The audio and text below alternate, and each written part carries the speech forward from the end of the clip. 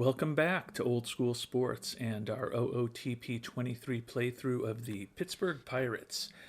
If you're watching, would greatly appreciate it if you like the videos, comment down below, and subscribe to the channel. Appreciate all the support of our viewers. We are at August 1st, 2046. The Pirates having a very solid season, although we are second in the NL Central, a game behind the Milwaukee Brewers. We are up 9 games for the wild card, so pretty confident that this team will end up in the postseason. But if we're able to get by the Brewers and win the NL Central, there's a pretty good chance that we'll have a first round bye rather than having to participate in a wild card series. So the preference is clearly to win the Central and to have one of the top two records in the National League. So that's clearly the goal of this team over the last 2 months of the season. Just got past the trade deadline. Looking at our team, fan interest has been great. Attendance has been great all year. We have steadily raised ticket prices. We'll tick it up probably one final time now to $25. You can see we're generating a ton more revenue per game than we ever have. Will be interesting to see how much the penny pinching Robert Nutting actually potentially raises our budget by next year. And there's certainly no guarantees that it'll even raise the budget if we aren't successful on the field. But as I said, at this point, it would be a major upset if we don't make the playoffs. The season has really been a tale of some incredible pitching. We're first in the NL in the majority of pitching categories, and we're in the top 4 in every pitching and defensive category. But we are 12th in the league in runs scored. So we made a couple of moves prior to the trade deadline to try to improve our team in our offense. One was bringing on the veteran Mike Augustini, who's 40 years old, already out with a sprained knee for 6 to 7 weeks. He's wrecked physically. We were trying to use him as a left-handed DH, and even doing that, he was only with us 4 games till he was injured. So then we went and we got another left-handed specialist, Victor Vivar, 32-year-old in the final year of his contract with the Phillies. He's fragile, so I guess a step up from wrecked is positive. Hasn't even played for us yet, just picked him up a day or two ago. And when we knew that Augustini was hurt, and we waited until we needed to put Augustini onto the IL before we moved Vivar onto the roster. But he will now take over the spot that we had for Augustini as our DH against right-handed pitching, give us another left-handed bat on the roster, and hopefully over the next 6 and 7 weeks with Vivar, he'll be able to help us generate a little more offense. Probably won't be getting much help from Augustini in the regular season. The hope would be if we do get to the postseason that he'll be able to help us there. As I mentioned, we're a game behind the Brewers. Kind of go week by week and see what the schedule looks like over these last couple months of the season. You can see we've got a road trip this week, finishing off against Arizona, who beat us 22-7 yesterday. We scored that lone touchdown. They had a touchdown and 5 field goals. Hopefully we can do better today against them. And then we're going to be out in San Francisco for 3 games before we come home for a nice long homestand against the Blue Jays, the Cardinals, and the Marlins. And that first week in August was not great for the Pirates. Went 2-5, lost the series to the Diamondbacks, and then we also lost the series on the road against the Giants. We've got Toronto, St. Louis, and Miami coming up over the next week and a half, all at home. Taking a look at the standings, Toronto is a last-place team, Miami is a last-place team, and the Cardinals are a last-place team. So you would think that these next 9 games should be a pretty good opportunity for us to hopefully close a little bit of the gap on the Brewers. And we kind of did our job in those first 2 series at home. Took 2 out of 3 against Toronto, 2 out of 3 against St. Louis. Unfortunately, we're still 2.5 behind as the Brewers have been playing some good baseball. 74-46 right now. The best record in all of baseball, and at 72-49.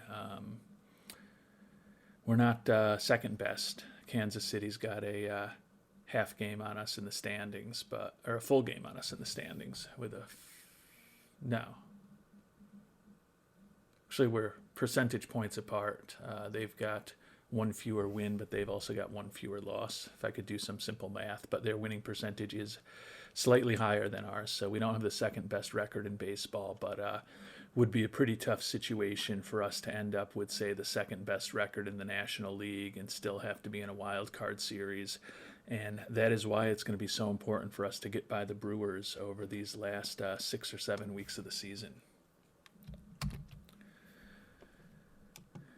And in the least surprising news of the year, Luis Flores banged up again with a mild oblique strain. Been a real tough year for the first baseman. This will be his third trip to the IL, even though it's only a minimal impact on hitting, throwing, and running. Just not a player we want to take risks with. Honestly, it's been a brutal year for him. As I said, third trip to the IL. He's played only 30 games, and the guy who came into this year as a 27-year-old with a .295 career batting average is hitting .237 without a single home run. So probably playing his final games with the team. Hard to imagine that we're going to be bringing him back on his arbitration number next year. The positive thing is that number has gone from, I think, over 9 million to about 7 million over the last couple of months. But he has so much trouble staying healthy that there's just no incentive for us to bring him back at a big number next year. Vivar is also actually banged up with a strained rib cage muscle. He's not hitting much for us either. 161 batting average and 31 at-bats. So we've had a pretty bad track record over the last several of years of trying to bring on some older talent to jumpstart our offense. It just generally hasn't worked out too well when we brought on older players who were once productive offensively to help our offense. A lot of them have produced similar to the way that Vivar produced or the way that Augustini was producing before he got hurt. So we're going to bring some youth up to the team from AAA most likely. Hopefully can help the offense one way or the other.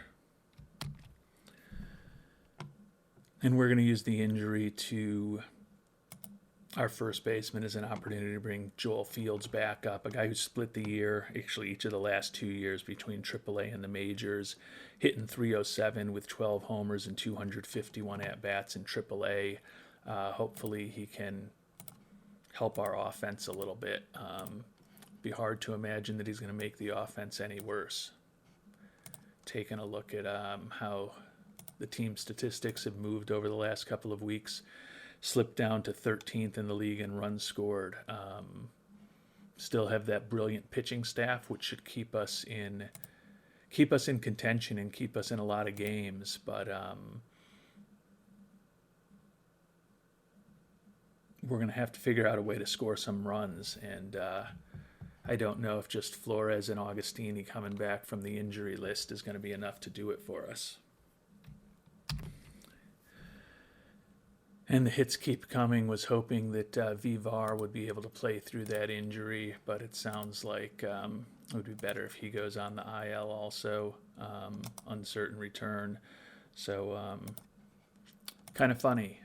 Flores, the left-handed bat that's been a huge injury problem for us for 4.5 seasons now, as well as Augustini and Vivar, the veteran left-handed bats that we brought on to hopefully give us some offense in the absence of Flores or in addition to Flores, are all on the IL together now. So I'm not expecting there to be a huge turnaround in the offense from the Pirates, given that we're down to, I think, just Henry Gonzalez as a left-handed bat on the team at this point. Oh, and Ramon Herrera, the backup outfielder, and then a switch hitter with Arellano. But we're once again very righty-heavy, and we're once again not all that good in terms of our offensive players. So feel pretty confident we're going to make the playoffs because of the great pitching and the great defense. But we knew that scoring runs was going to be a problem this year, particularly after we got rid of Isaiah Hill. and it hasn't been easy, that's for sure. We're going to bring Danny Calez back up to replace Vivar. Another guy who split the year between AAA and the majors, hitting 279 in AAA with not a lot of power at all. Hit only 239 in the majors, but did have 6 home runs and 113 at bats. So we'll see if Calez can maybe provide us with a little bit of instant offense also. And this past week went really well. Although we did lose that first game against Miami, we still took the series against them 2 out of 3. So we won each of the 3 series at home. And now we just went on the road and we swept the Braves. We've got a road trip, 3 more days left against Cincinnati. And then we'll be back home against Tampa Bay before a big matchup against the Mets. So the good news is we're playing really well. The bad news is we're still 2.5 back of Milwaukee, who's also on fire. We're 8-2 in our last 10, won 5 in a row, and we've only made up, I guess, a couple games likely in that span of time. Obviously, we only made up 1 game in the last 10, but with us winning our last 2 and them losing our last 2, we've made up 2 games on them to close the gap from 4.5 to 2.5. At this point, we clearly have the second best record in baseball. The issue is that the team with the best record in baseball is also in our division, so we've got to get by the Brewers to avoid a wild card series. And Flores and Vivar are both healthy, so I guess that means that Joel Fields and Danny Calez both go down to the minors. Calez is a tougher call at this point. Left-handed bat, and he now has 9 homers and 128 at-bats, hitting 258, also had a really good eye. I think he's probably past Fields in terms of having earned the call-up in about a week in September, but I don't think there's anyone else that we want to send down, and although Calez has been really good, we've got to see what we can get out of Flores and Vivar, with Flores, facing a big arbitration decision after this year, and Vivar being a guy that we brought on to help us. As good as Calez has been, I still think those guys should be better. No guarantees that that's actually going to happen, but we're going to give Flores and Vivar a chance to try to help carry us to overcome this 2.5 game gap that we've got behind the Brewers. And another really good week for the Pirates in the books. Took 2 out of 3 on the road in Cincinnati, and then 2 out of 3 at home against Tampa. Now till the end of the month, we're at home, continue the homestand. 3 against the Mets, and then the start of a series against the Cubs on the last day of August. You can see we've closed the gap to half a game on the Brewers with our good play over the last couple of weeks especially. We've talked about it a lot. Got to get past the Brewers to get that first round bye. It's just so critical. And they're making it easy for us. You can see they've lost 4 in a row. We've won 2 in a row. Well, they're not making it easy for us, but they've made it easier for us lately. Up 10.5 on the wild card. So again, very little fear of not making the playoffs. You can see our magic number for the wild card is down to 18, the smallest magic number of anyone in baseball at this point. So hope is to get past the Brewers. Tough series against the Mets, who are now a game behind the Nationals. And then the Cubs are still kind of on the periphery of the wild card race, 3.5 behind the Giants for the 3rd wild card at this point. So not the easiest series that we have coming up, but we're going to have to get wins against good teams if we're going to win it all and make a long run in the playoffs. So might as well start by trying to hopefully take this series at home against the Mets, and then hopefully take the series at home against the Cubs also. And the Pirates continue possibly their best stretch of the year. Swept the Mets and won the first game against Chicago to finish off the month. So the month of August was a really fantastic month for the Pirates. Taking a look at the standings, we've got a half a game lead on the Brewers now, so we have gotten by them with an 8-10 record in our last 10, 6 wins in a row. Certainly, by no means is the division ours, though. It's going to be a big battle down the stretch. Runs scored, we've now moved up to ninth, so we're doing a lot better there. And you can see the pitching has been fantastic. We're now first in every pitching category except BABIP, where we're fifth, and walks, where we're fourth. Also doing really good defensively. And as I talked about, we had a winning percentage of over 700 in August. So that is the really good news. The bad news is that we do have another banged up player, Alex Ruacho, mild oblique strain, going to impact him. Moderate impact overall with a minimal impact on hitting, throwing, and running for a week. He's had kind of a down year for us. The 25-year-old hitting 241, 31 doubles, but only 14 home runs. One of the outfielders that we picked back-to-back years, our first 2 years, 2038, we picked Henry Gonzalez, number 1 overall in 2038, and then Alex Ruacho, another outfielder, number 4 overall in 2039. They've both become respectable major league players, but certainly was hoping for more from both of them. That said, not great that we're going to be without Ruacho for a week. But we do have September roster expansion coming tomorrow. And as we talked about, with the fact that we do have guys like Fields and Calez down in AAA, we've got guys who can help us. And least shocking news ever, Luis Flores also banged up with groin soreness for the next week. He has hit a little better lately, 278 average on the year, but still no home runs. We'll check in on Victor Vivar, and he's hitting a little better now too, as the average up to 261. Only 1 homer for us in 46 at-bats, though, so hasn't done exactly what we would have hoped. But we are going to put both Flores and Ruacho on the IL. Hopefully it'll just be a 10-day stint for both of them, but that'll give us an opportunity to bring the two young outfielders back onto the roster. And we'll get to add a third player shortly after that, meaning tomorrow. But Calez and Fields both back, and I've got an idea who we're going to be bringing up tomorrow to help us, but we'll have to wait till then to find out. Although it's not like you have to wait a whole day. You're going to have to wait about 30 seconds, I'm guessing.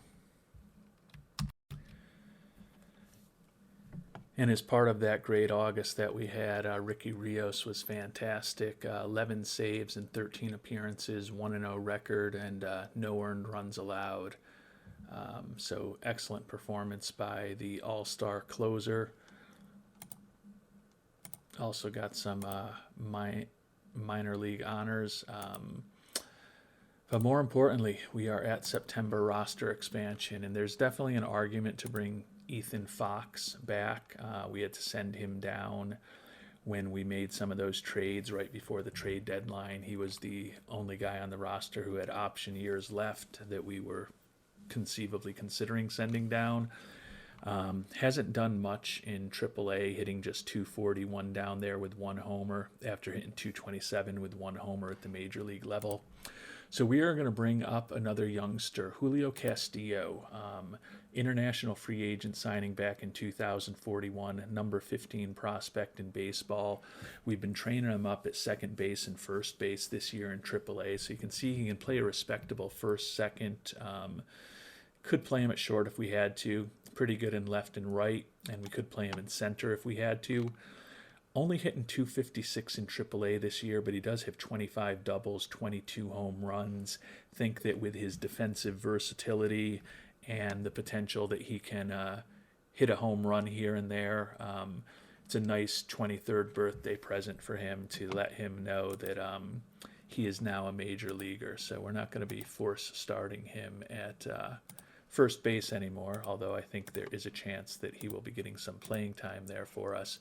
But we're going to bring Castillo up. And then it's also time for Alex Arroyo, the number 13 prospect in baseball, to make his major league debut. You can see, at least according to our scout, he's fully developed now. At the beginning of this, or not even the beginning, but a few months ago, he was still working on his control and his fastball. But We think he's kind of at his maximum right now. Going to be a nice early birthday present for him also. He'll be turning 24 in 8 days. Former first round pick, 13th overall for us, is now the 13th prospect in baseball. 14 and 10 record with a 3.67 ERA, 222 strikeouts, and 186 and a third innings in AAA this year. So obviously not anything left for him to prove there, and that should really give us another big arm to help our pitching staff. Going to be interesting to see what Jan Vasquez wants to do with him. Would he possibly bump Sal Valadez out of the rotation, even though he's been 13 and 4 with a team best 3.06 ERA this year? And he is going to move Arroyo into the rotation. So tough luck for Sal Valadez, who's moving into a middle relief role after having a really great second full year in the majors for us. But Arroyo's got a lot of potential. It'll be interesting to see what he can do for us down the stretch. Honestly, kind of feeling that since Longoria, Gonzalez, and Rojas could all be gone next year, the fact that we've now got Sean Street, Arroyo at the major league level, and Valadez gives us 3 proven starters, at least hopefully, if Arroyo does as well as we think he will for next year.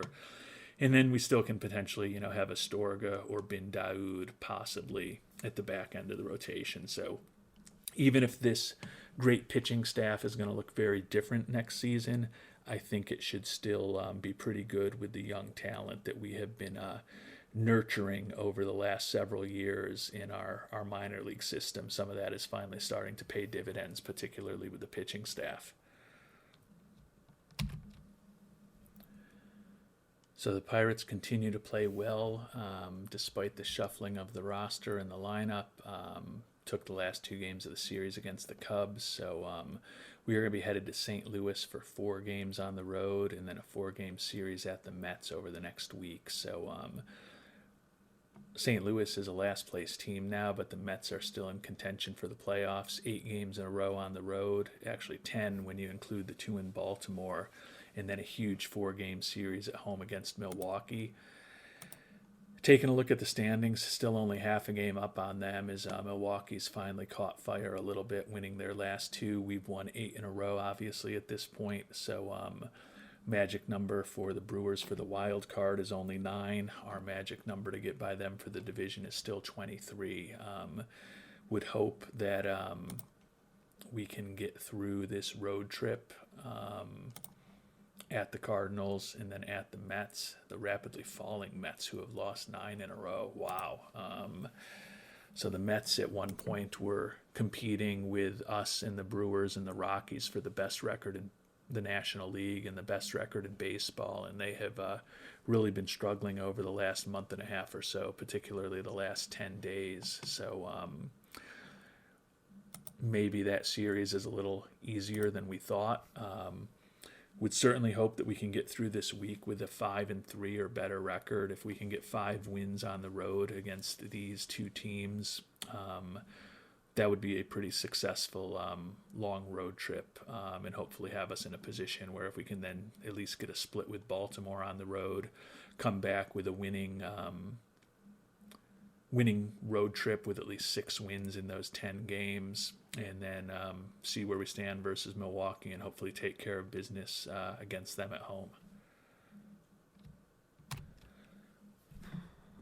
And unfortunately, it's been a real ugly road trip. We did split with St. Louis, but we got swept 4 games by the Mets, which gives them a lot of life. And you can see we're now 2.5 behind Milwaukee. So just a brutal way for that road trip to go. We are getting close to the point where we should have some of the injured guys back, with the way that they they're only a day away from both Flores and Ruacha. With the way Flores has hit this year and been on the IL so often, don't even know if I want him back, but we probably have got to put him onto the team. Castillo is actually hitting just .077. We've been playing him pretty regularly, but the fact that he's not really hitting at the major league level will make it a little easier to move him down tomorrow. We'll have to check in. Fields is see what Fields and Calez are doing. Calez hitting 252 with 12 homers in the majors. Not going to be sending him down, even though it's really weird that he's hitting for a lot more power in the majors than he did in AAA. And then Fields hitting just 224, 5 homers and 183 ribbies. Maybe time to send him down for Ruacho. And Augustini's also getting close too, so we're going to have another decision to make with him potentially also. But at this point, the question is whether it's even going to matter. The Brewers playing better, we're playing worse. They're up 2.5 on us now. So although we have the second best record in baseball, if we can't win this division, there's not a chance. If we can't win this division, we're going to be hosting a wild card series rather than having a first round bye, even though we would potentially have the second best record in baseball. So Orioles are pretty much out of it at this point. 11.5 behind. Yeah, they are out of it because the magic number for the Yankees is 11, and they're 11.5 back. So they really don't have anything else to play for at this point. So hopefully we can stop this losing streak on the road in Baltimore and set ourselves up where maybe we'll only be a game and a half, 2 games behind the Brewers when we do get to face them in this final homestand of the season for the Pirates.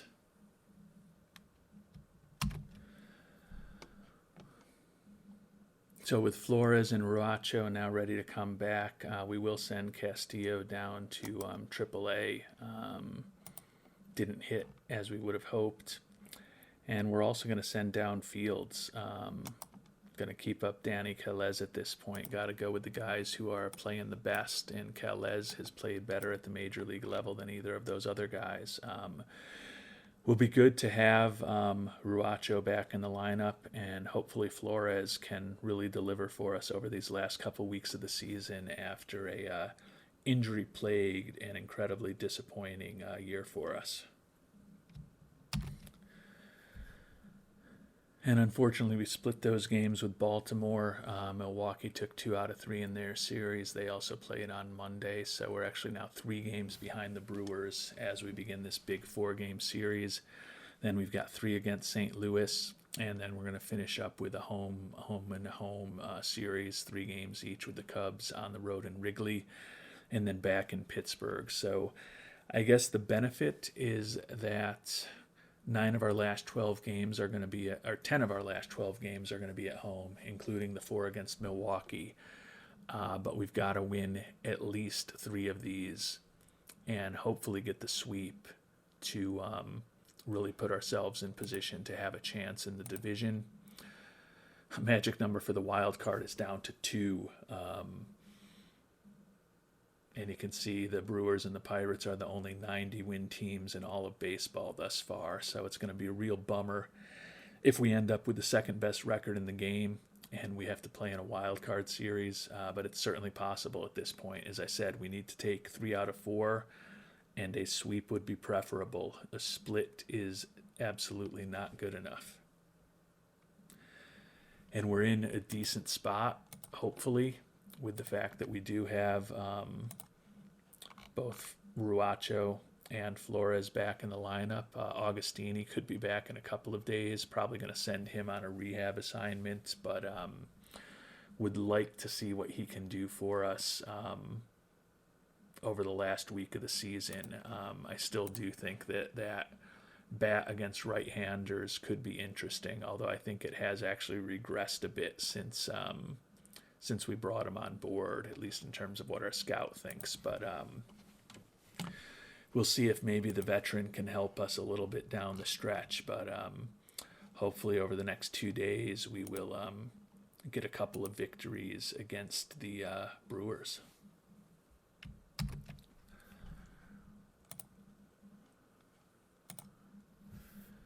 So we'll find out what happens in Game 1 of this big series against the Brewers. As I said, 3 out of 4 is a minimum for us. And we're going to have to do 3 out of 4 the hard way. 4-2 loss.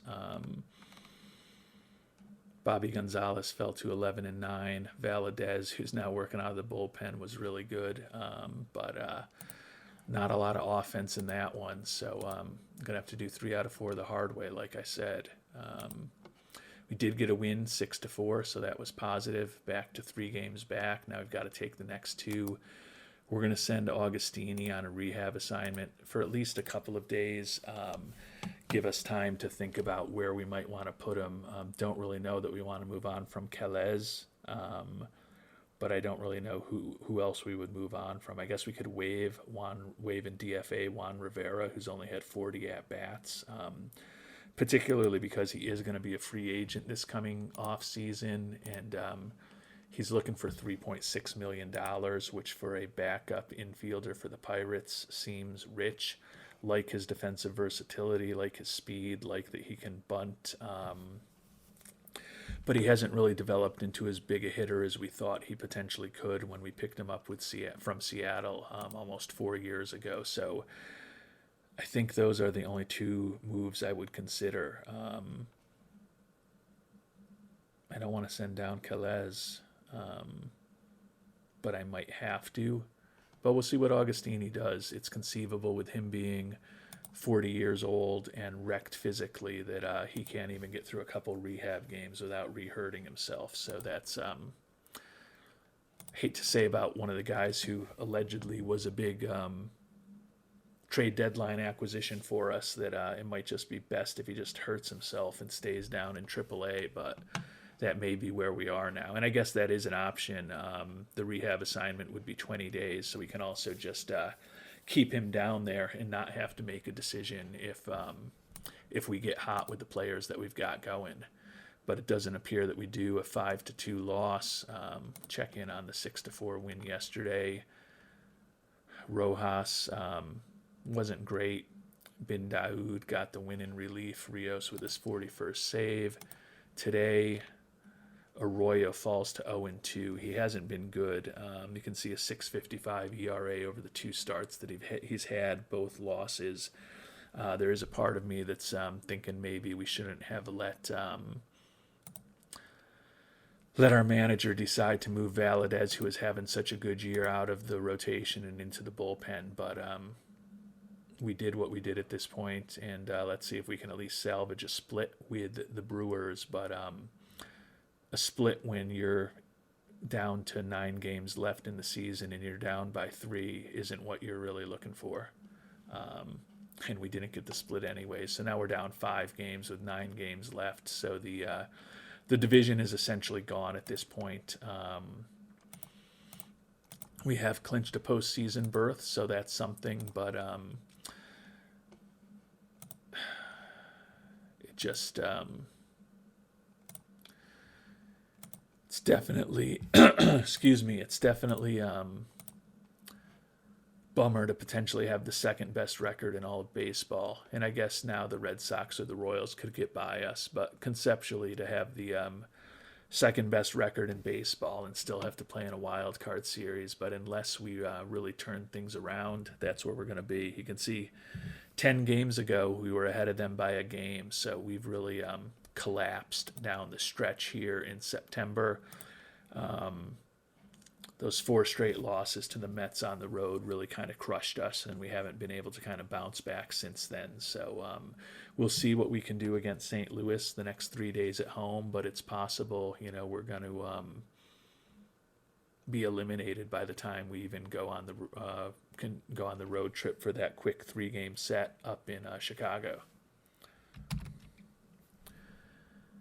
And we did take 2 out of 3 against St. Louis after losing the first game, but you can see we're still 5.5 behind. Magic number for the Brewers is down to 2. So the good news, I guess, is that we will be hosting a wild card series, most likely against the Giants. But the bad news is at this point we've got to be about perfect, and we've got to have a total collapse from the Brewers to have any chance of getting past them for the NL Central crown. And it's been just a brutal finish to the season for the Cubs. We got swept, or for the Pirates, we got swept by the Cubs. They're the ones who have helped make it so brutal for us. but it's been a really bad month of September. You can see we're 9 games behind now, obviously with 3 games left. The division is long clinched for the Brewers, and we're playing so poorly that we won't be able to moan about having the second best record in baseball because right now we're tied with the Rockies, but we're behind both the Royals and the Red Sox at this point. So theoretically, we may not even be hosting the wild card series. There is a chance that if San Francisco sweeps their series and we get swept and finish with 6 seasons in a row, they could get past us for that home field for the wild card, which would be just a epic collapse by the Pirates.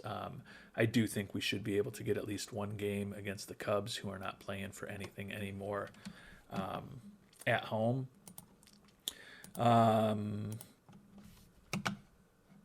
So it's been rough. Not feeling good about the team right now. Augustini is hitting 273 in his limited action down in AAA.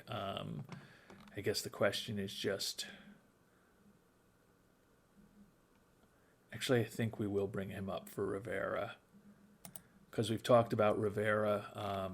He's had just 41 at-bats this year. He's looking for about $3.5 million a year to come back as a utility infielder for us. If somebody wants to grab him at this point, they can. But Calez, even though he's slowed down a bit, he still has those 12 homers and 165 at-bats in the majors. He's a left-handed bat. He's at least getting some playing time for us. With Castillo at second, Cota at short, Medrano at third, and then Bobby Guzman is kind of a really good utility infielder who isn't getting the playing time that he used to get, but still is getting, a lot more action than Rivera. And then we've got David Green, who's also a pretty versatile, not as good defensively, but pretty versatile in the amount of positions he can play, who's hitting 305 for us. I think I'd rather keep up the left-handed bat of Calez. And if somebody wants to claim Rivera, we probably weren't going to sign him anyways. I knew he didn't have any option years, but I figured I would try. So we're going to waive in DFA Rivera and bring up Augustini for these last couple games just to see if he can possibly make a case for why he should be on the postseason roster. And we've lost the first 2 games of the home series against the Cubs. So 5 in a row that we've lost to the Cubbies. Just a brutal end to the season for us. Positive thing is that the Giants just lost. So we've got home field advantage for the wild card series against the Giants locked up. But, we went from literally about a week and a half ago talking about the best record in baseball being in play to now potentially going into the postseason with 6 straight losses. And we're going to have to see who's on the docket for the rotation today because we may want to just sacrifice this game now that it doesn't matter. Actually, no, it's good. It's our number 5 guy, Arroyo, going. So he has not been impressive after the brilliant season in AAA. Had a rough introduction to the majors. Hopefully we can get a good game out of him today, make him feel a little better about himself before the offseason, and make us feel a little better about him before the offseason because he likely will be playing a pretty significant role in our rotation next year. So it would be nice if he could get a W, pitch well today against the Cubs, end the losing streak, and hopefully give us some hope that he can be what we think he's going to be at the major league level, because certainly going to be tough to put him on the postseason roster unless he goes out and pitches a no-hitter or something today, which I'm not expecting. At this point, we would be very happy if we just get a win.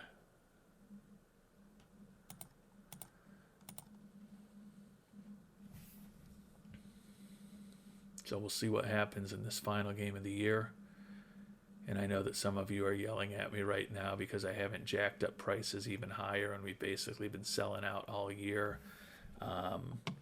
Hey, we still made a lot more revenue than we did a year ago. I obviously do want to maximize revenue rather than attendance, but we'll see what fan interest looks like next year. There's potential for a lot of changes from this team.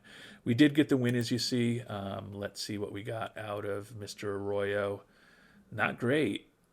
2 1/3 innings. Did he get hurt? Yeah, he was injured while pitching. So tender shoulder, minimal impact for a week. So at least it doesn't look like a serious injury. But 4 games, 0-3 record, and a 7.20 ERA. We were thinking he might be the key to help kind of pushing us to a division title and the best record in baseball when we brought him up. Instead, he was not good in that very small sample size. But we have achieved one of our goals by getting to the playoffs. We have achieved another one of our goals by generating a lot more revenue this year. But we missed out on winning the NL Central for a second straight year, and that was absolutely a goal of ours because we wanted to avoid the wild card series and potentially have home field advantage for a NLDS. Instead, we're going to have home field advantage for a wild card series against the Giants, and then we'd potentially be going on the road against the hated Brewers or the hated Rockies. So going to be a interesting postseason for these Pirates, and we will find out what happens during that postseason in our next episode. Until then, thanks so much for watching, and hope you have a great day.